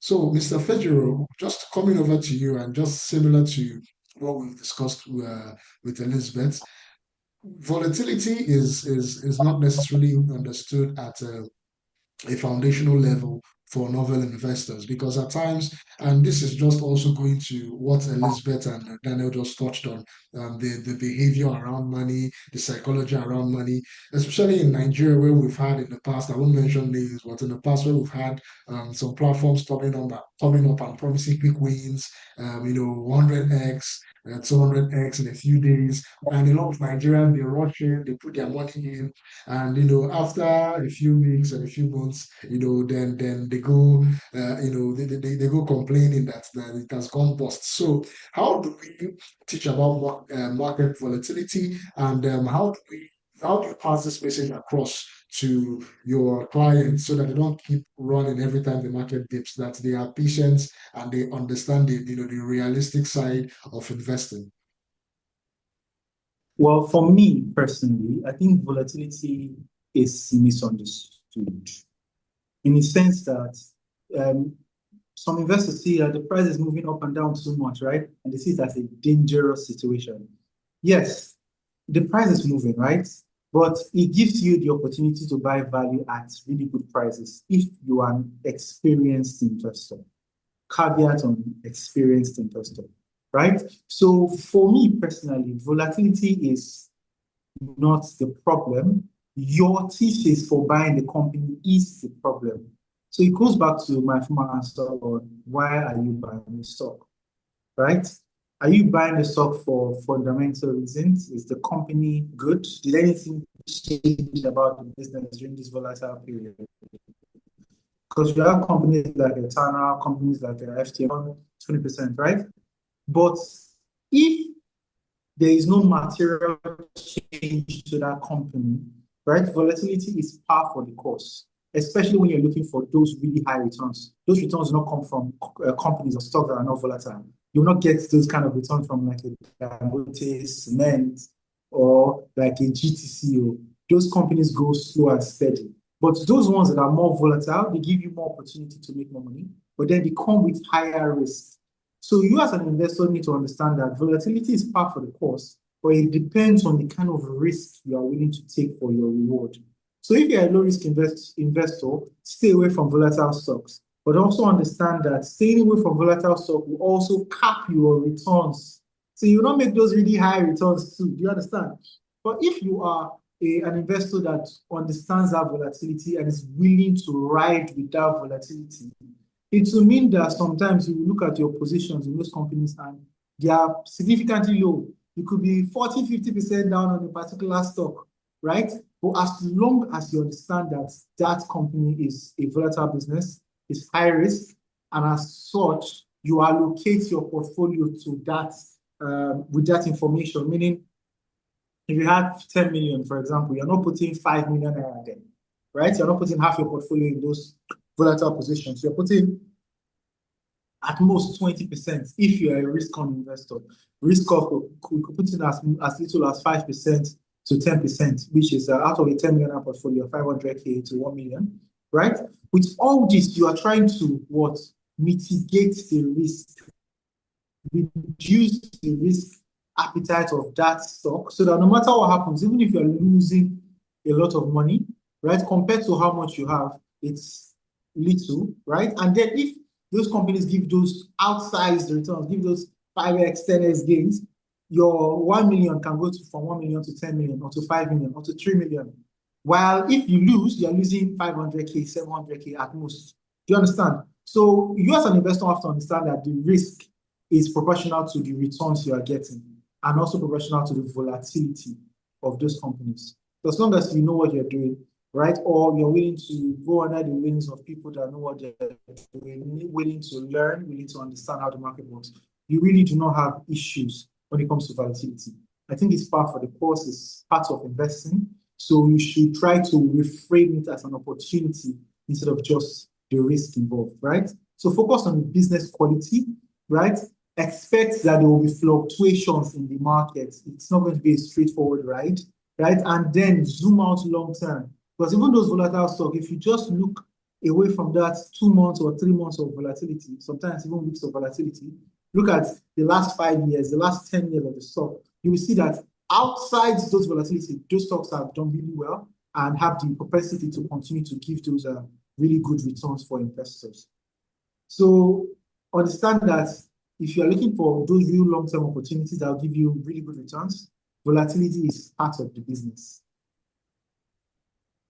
All right. Thank you so much, Mr. Federo. Volatility is part and parcel of the package. That's the takeaway. It's part of the package. So why are you investing? And if you're investing for the long term, then we should have strategic patience so that we can get those wins out. Thank you so much. So special thanks to everyone who has still been with us on this call up till now. We'll be taking the Q&A shortly. I'll be making one last trip around our panels to ask the final question. And maybe to start with you, Mr. Daniel. If you had to deploy capital today, where would you lean and why? And what would be perhaps your final takeaway for novel investor who is just starting, who has just invested, and they keep checking every 10 minutes or they keep checking every day? So two sets of questions. If you can give that in 1 minute, if you had to deploy capital today, where would you lean? Why? And the final words to a novel investor in the African stock markets. Okay, so I think I'll start with the second question first about the final words. So yes, it is kind of for a new investor, you're checking the portfolio every single day. Are my stocks up? Are my stocks down? Fundamentally, oftentimes the reason is because maybe you don't really know or understand what you've invested in, and maybe you outsourced your conviction, right? But when you really do the fundamental research required to invest, for the long term, you know what you bought, you know why you bought it, and you know like where things are heading. So you can comfortably not need because so if you have a thesis is essentially like an idea of like what you think is going to happen, right? And an investment is like the purest expression of that thesis. So for example, I believe that oil prices are going to remain elevated this year. That's an idea. That's a thesis. What is an expression of that thesis? It would be I'm going to buy Aradel and Seplat. Do you understand? Right? So if I know that oil prices are going to remain elevated for the rest of the year, I don't need to be checking the price of Aradel every single day because oil prices are not coming down anytime soon, right? So I'm okay, I'm fine.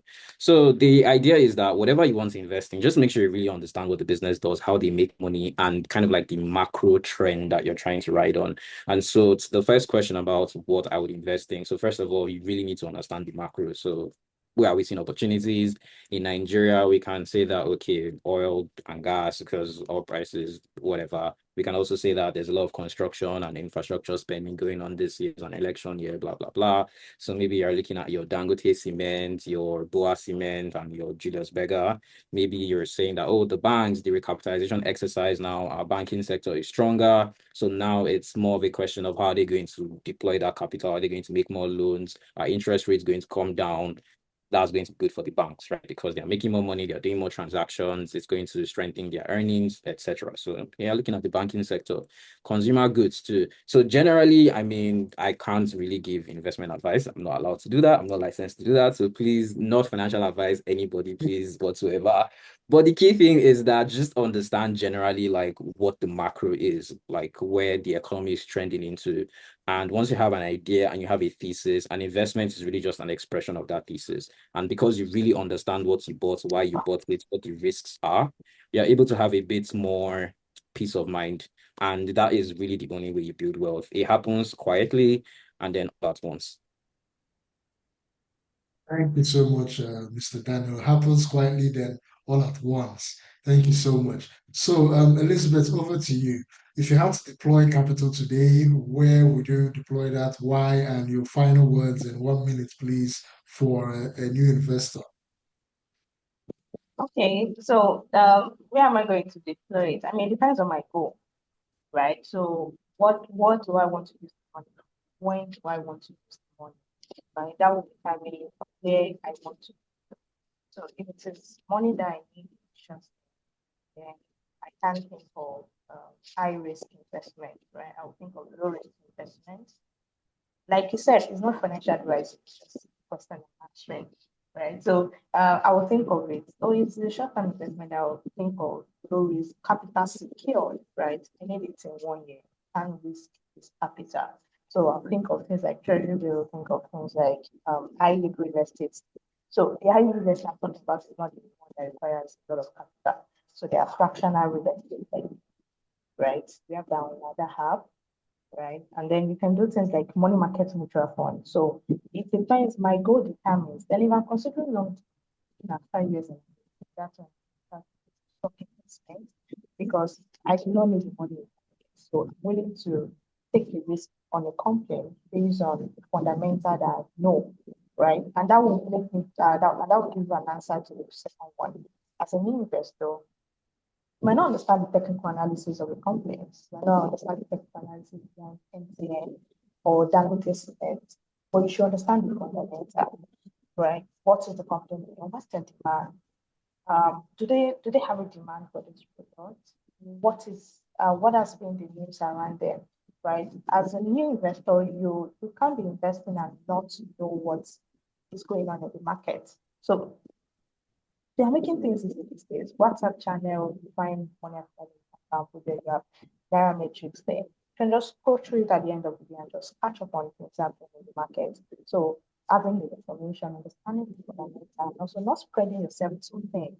Right? Whenever I'm doing portfolio review for someone, we find out that people have like stocks, grass stock, 100 grass stock. What are you doing with it? Half of it is already in red for the past 5 years, minus 90 days, minus 100%. So why are you keeping it? So don't spread yourself too thin on around to get gain from everywhere. I think that would be right. Thank you so much. Thank you so much, Elizabeth, for that. Mr. Fedro, just the same question. If you can give it to us in 1 minute, 2 minutes, we'll be so happy. If you had a capital today, where would you lean? Why would you lean where you are leaning? And your final words to novel investors in Africa's stock markets. Well, when we look at the stock market today, especially the Nigerian stock market, I would say that it gives us a lot of opportunities as well as a lot of missed opportunities too, because there are some companies that have done really well in the last 3 to 5 years that were unexpected successes, right, at the time. We're looking at, let's say, Better Glass, let's look at Wando too, right? We've had a lot of good companies as well as some not so good companies give us those really good returns in the markets. So I want new investors coming into the market to understand that not every company giving you 300%, 400%, 500% returns are really good investment opportunities. Some are just for momentum traders. Some are just money pits. We saw a lot of companies, not a lot, we saw a few companies between last year and this year get suspended by the NGX. Their trading activity halted, right, to investigation. We also saw some of our trading houses get fined recently. That's to tell you that while there's good capital in the market, there's also bad capital and some funny business happening. So you as an investor should always try to understand why you are getting into the company, what the business is doing, and have an exit strategy before buying into any business. Because if you do not do that, you turn out to become exit liquidities for insider traders, exit liquidities for other market makers that have bought the stock for a long time. All right, thank you. Right? Thank you so much. So that's something you have to look out for. Then also, if you're looking at opportunities, Hello, can you hear me? Yes, please go on. Please go on. We can hear you. Then if you're looking at opportunities in the Nigerian market, I would also say that look at recovery plays. Because right now, there are a lot of companies that did poorly in the last few years that are recovering and posting results of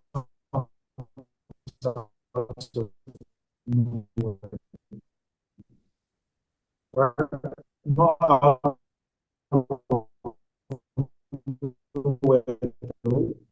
if you look at their quarterly statements, it will tell you that, okay, this year they are headed towards profitability. So try to understand how the market works, try to understand how to read financial statements, and focus on these plays whereby they are recovering from losses to profitability. Thank you so much for listening.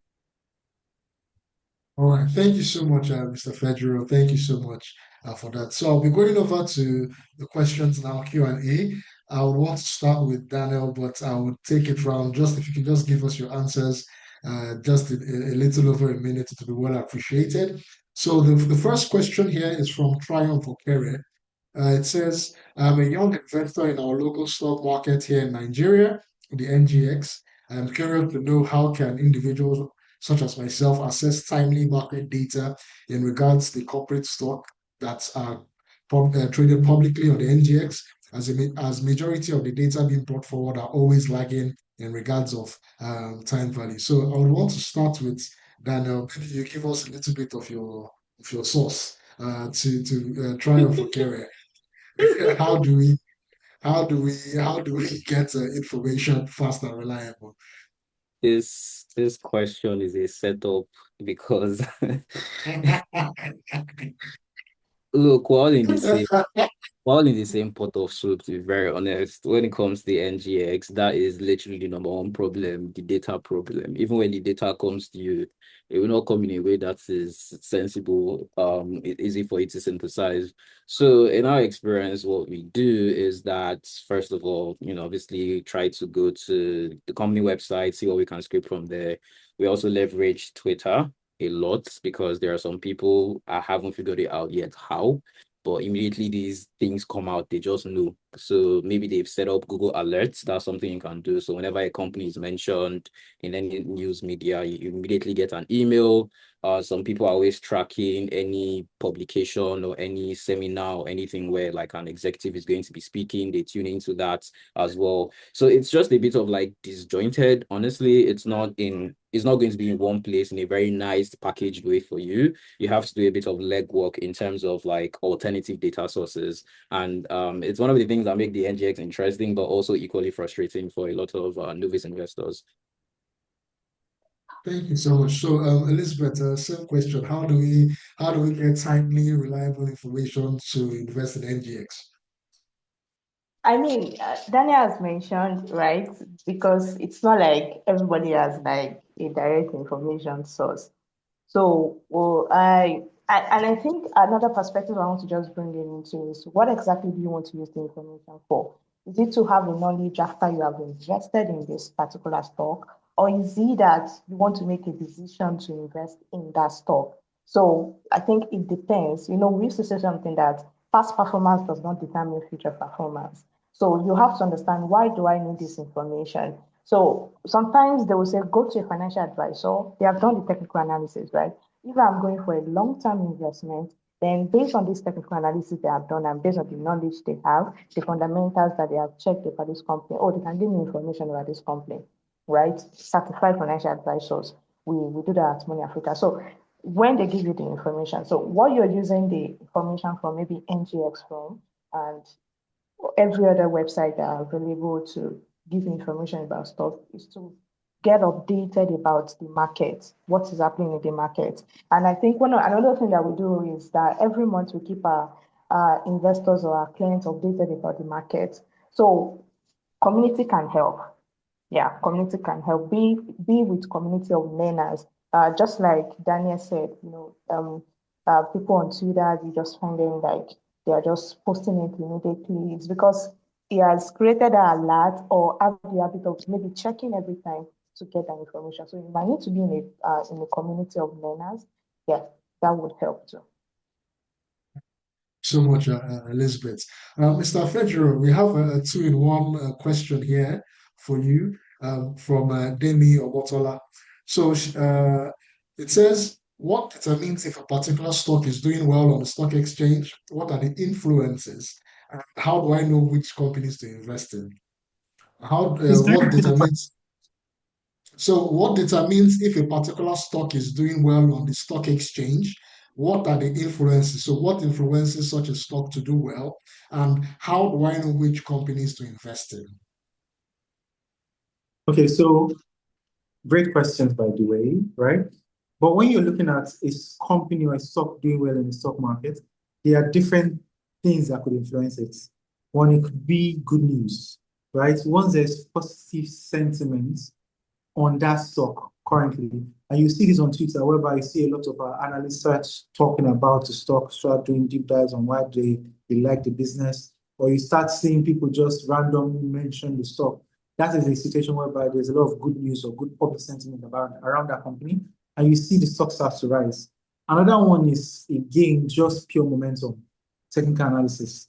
There's some time whereby based off the volume coming into the company and the fact that the company has a very small market cap, the company with just 10 billion market cap, 100 million can move the stock.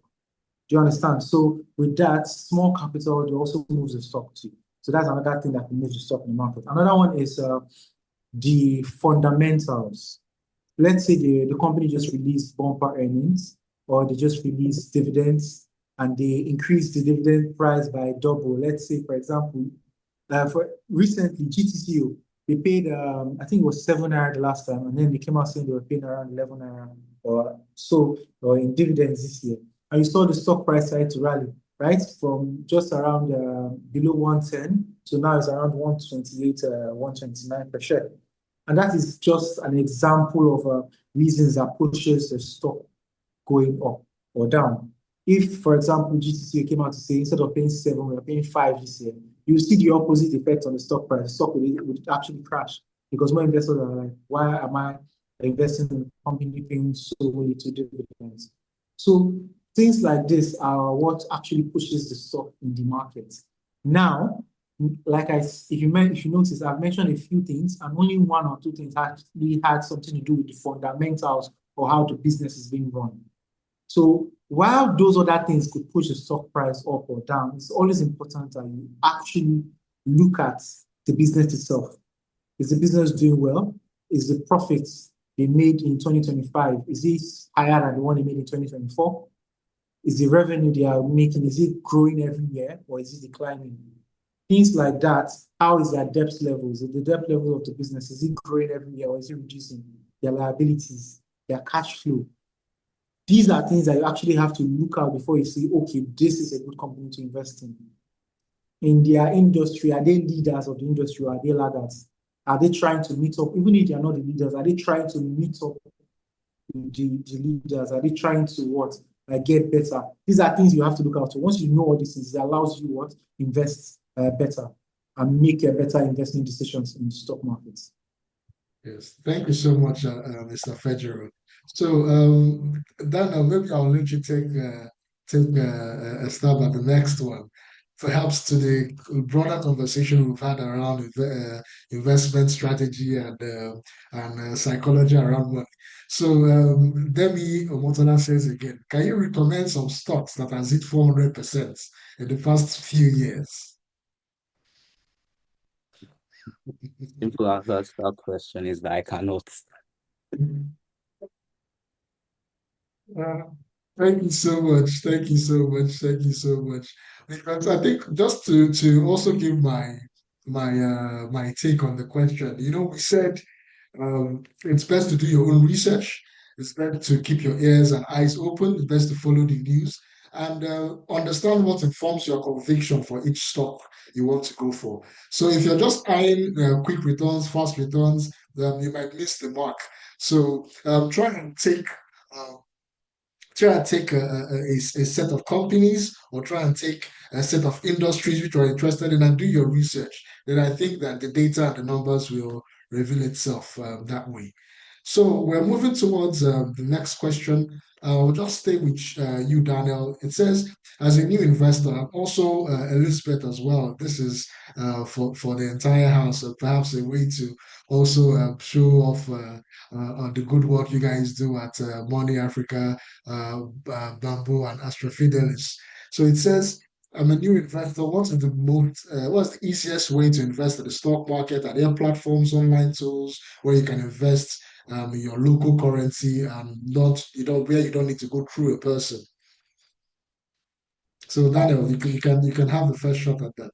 Yeah, so that is Bamboo. That is essentially what we have built at Bamboo, a platform that lets Africans essentially get access to the stock market. So both the US and the Nigerian stock market. You can do that in your local currency.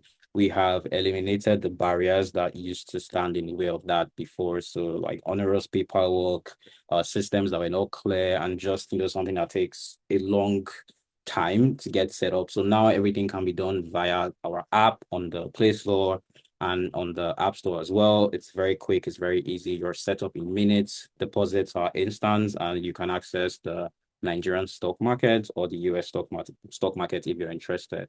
Going into this year, we're also solving another problem for Africans, which is also the information problem. Because when people set up an account on Bamboo, the first question is, okay, what should I now buy? So that is also something we are solving. We have WhatsApp channels where information is being shared and you can learn more about the markets.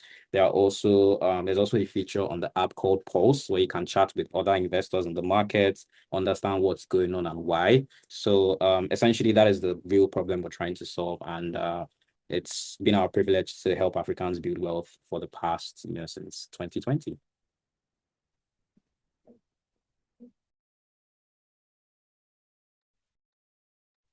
So Elizabeth, over to you. Are there platforms or online tools where one can invest with their local currency?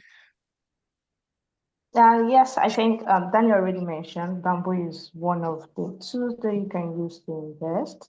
I think Trove is another one that you can use also. But I think this person is not from Nigeria, from the name. So I think that might be the issue because I've had to speak to people from African countries aside from Nigeria. And what we find out is that they are not even informed. Nigeria is still doing well compared to them. So I think the question we need to answer is where is he asking the question from, and is that available on Bamboo or because from my interaction with Truth also, it's not like they have a means for people to convert from their currency to Naira. So I think we need to answer the man's question that where is it from? And Daniel should then answer if that is available on Bamboo. All right. So if you can give us like an added context, Mr. Alassane, I think that's West African, West African name. So, well, Mr. Alassane, if you can give us more context on, the currency and where you're reaching out from, then we can give a more informed answer on that. Thank you. So, just moving on to the next question. Uh, it says, Mr. Fedro, this is for you. You mentioned exit strategy. What does that mean? Is that similar to a stop loss in forex trading? Also, who determines the valuation of a stock? Is it investors putting their money in the business? Is it something else? So I'll take it again. You mentioned exit strategy. What does exit strategy mean? Is it similar to stop loss in forex trading? And who determines the valuation of a stock? The investors who put their money in or something else? All right, so both wonderful questions again. You guys in this call today, you guys have a lot of intelligent people with really good questions. So first of all, when I say exit strategy, it's different from stop loss because with exit strategy, whether you're making profits or you're making losses, it's your plan, your goal, your strategy for leaving the stock. So I believe that any stock that you buy in, you should always have like a goal for that investment as well as a strategy when leaving the stock. So what I typically do for short-term investments is this. I have a percentage goal for every investment I have. So once I get to that percentage goal, my strategy is simple. My exit strategy kicks in. And it's simple. It's simply First of all, I either take out, let's say I'm looking at 50% and I've gotten my 50%. I either take out my capital in entirety, leaving the profit to run for another period, or I take out my profits, leaving the capital to run, depending on my goals for that investment and if I think it still has a long-term potential to do well. So once I do that, let's say at 50%, I take out my entire capital, it's remaining just the profit. As it continues to go up, let's say it goes up another 20%, I take off another 10% of my capital or 10% of the profit already gotten, right? And over a period of time, as it continues to do well, I'm taking out profits either at every 20% rise or at every 10% rise, depending on the individual company. And with this, over a period of time, I've taken out my capital, taken out some profits, and I can smile as an investor that, okay, I invested 1 million or I invested 500,000, and so far I've collected 800K. And out of that 800K, I still have like 700 or 500K left in this business, right? That is still going to give me more profits. Now, if I'm a long-term investor, I'm looking at has anything materially changed in the business? If the company is now doing differently, let's say why I bought into the business was that they were giving out every year, they were growing by 20% or more in their revenues, and now they just recorded a year of losses, or they just stopped paying dividends. As a dividend investor, I'm investing in the stock based off the dividends. It's enough reason for me to start exiting my position, either taking out all my profits out of the way, taking out my capital, or strategically, right, selling off a percentage of that stock until I'm out of it completely. So those are my two exit strategies if we're looking at the macro.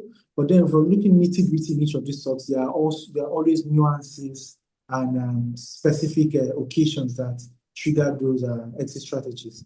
Now, if we're looking at the second question was what again? Valuation, right? What gives the valuation to a company? Now, valuation is usually before the company IPOs or before the company comes into the market officially.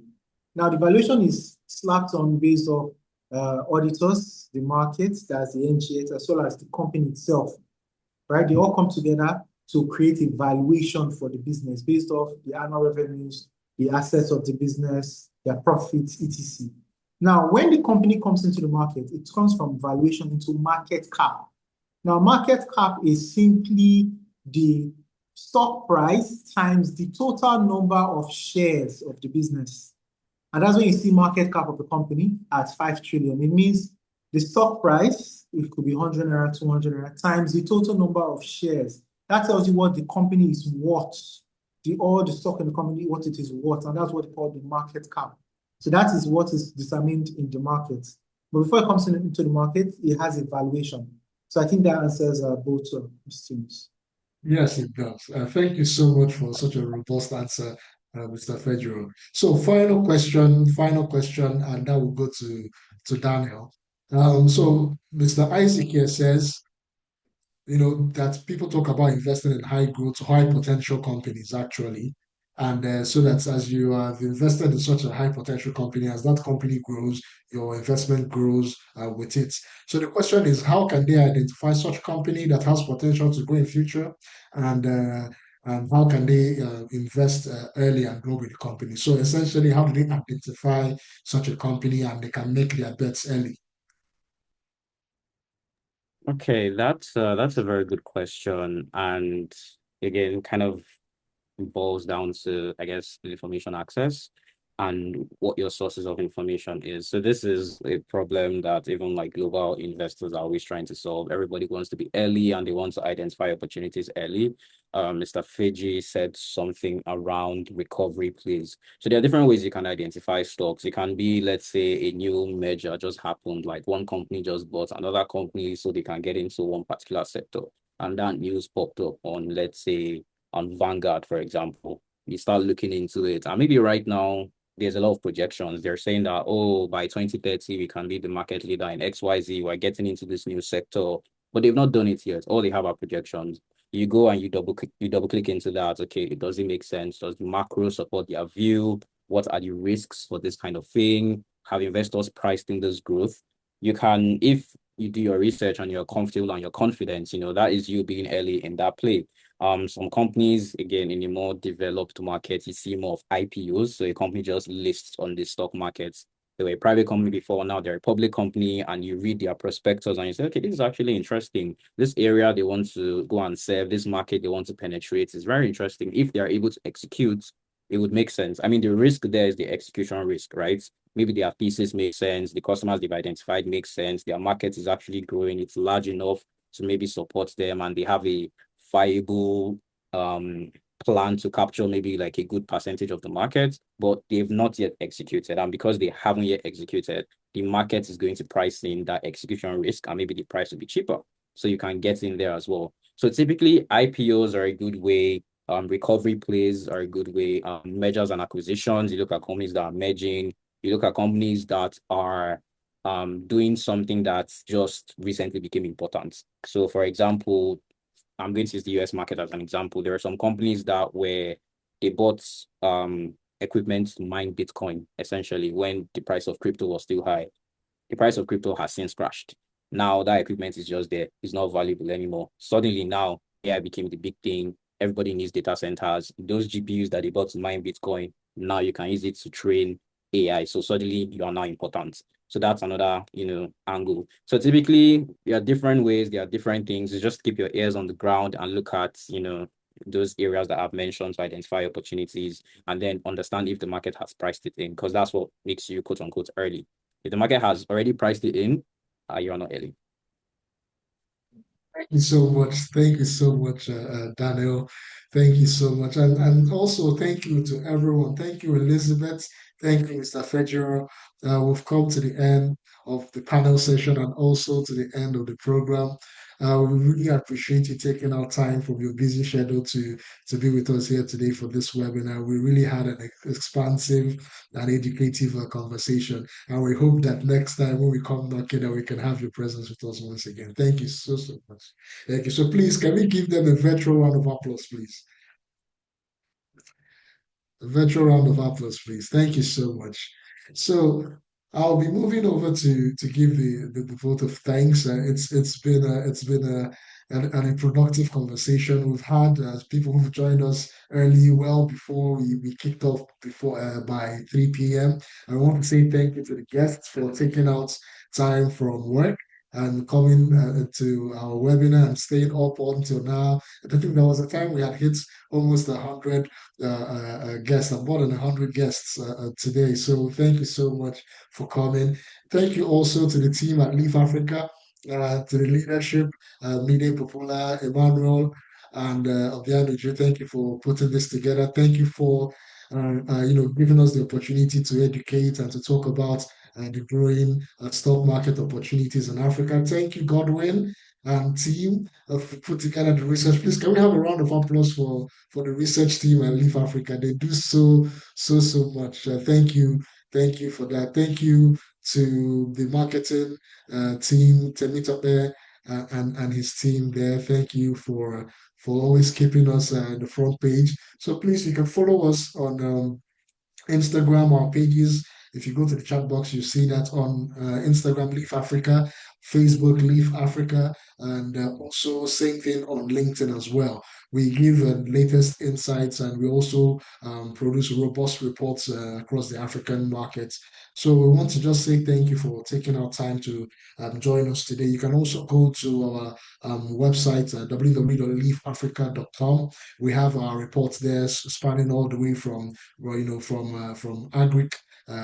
agricultural reports down to fintech, down to the energy market. So we essentially, as a data company, we collect data and we aim to provide actionable insights for not just the investors, but also entrepreneurs and eventually policymakers as well. So for me, Dabiri Chukwu Obushi, editor at Leave Africa, it will be goodbye from me. Thank you, everyone.